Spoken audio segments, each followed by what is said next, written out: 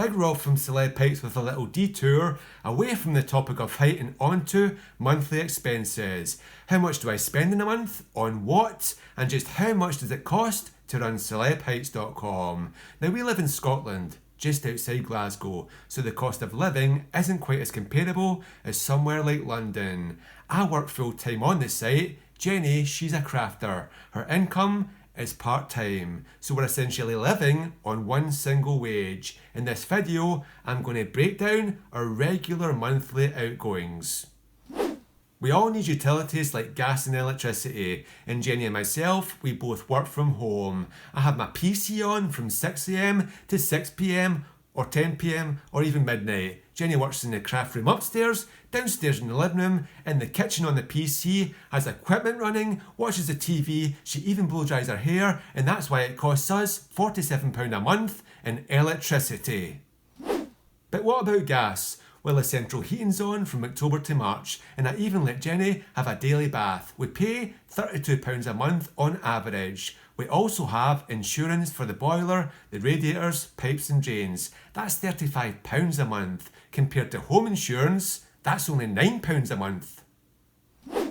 Another essential outgoing is council tax. We can't avoid it. This includes water and sewage costs. The bigger your home, the more you'll pay. And we live in a Band D home. That's £137 a month on council tax. Everyone needs a place to stay, so unless you're living with your parents or in the basement, you're bound to be paying rent or mortgage. Now by age 40, I'd absolutely kick that mortgage to the curb. Cleared it to zero. Everyone's got a mobile phone. Well, except for Jenny. She's gone 10 whole years without one. When she leaves the house, I can't get hold of her. I have an iPhone SE. It's only 4 years old, and see this video? It's filmed on it. Not too bad, eh? My mobile costs £9 a month. So what about TV and internet? Well, I'm no virgin, but we do use them for TV, landline and broadband. The cost? £60 a month. What about Jeff Bezos' retirement fund? We give him £6.50 a month for Amazon Prime. And what about the TV licence? Hold on.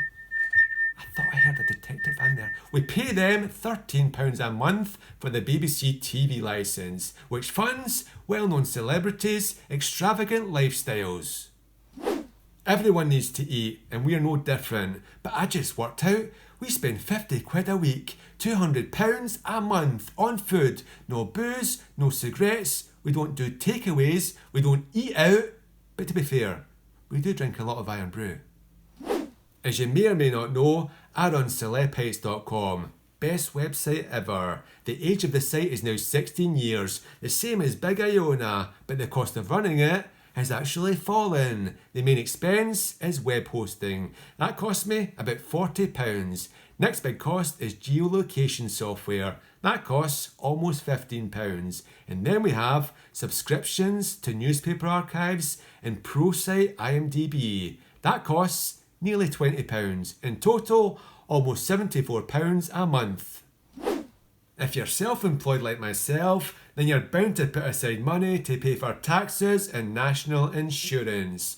Last year, I paid £22 a month in insurance contributions. In my tax bill, but don't be too shocked by that figure. It simply means my income fell and my expenses increased. Trust me, 10 years ago, I was paying 10 times as much tax as Donald Trump. So that's a list of my regular monthly outgoings. Of course, it doesn't include stuff like household repairs, clothing, or even sneakers. But in total, £646. Yeah, we could shave a few pounds off here and there, but I'm absolutely delighted with that figure, because now it means I can increase my budget for buying more sneakers. Hold on, you know when you do your monthly budget, sometimes you forget that one expense. Now I don't drive a car, but I do have a photo licence for celebpipes.com, which costs me nearly £42 a month. So the revised monthly outgoings is £687. But remember, this year is quite unique. We've not done any conventions, so £116 on Celeb Pipes isn't normal. For instance, in 2019, my monthly expenses were £502.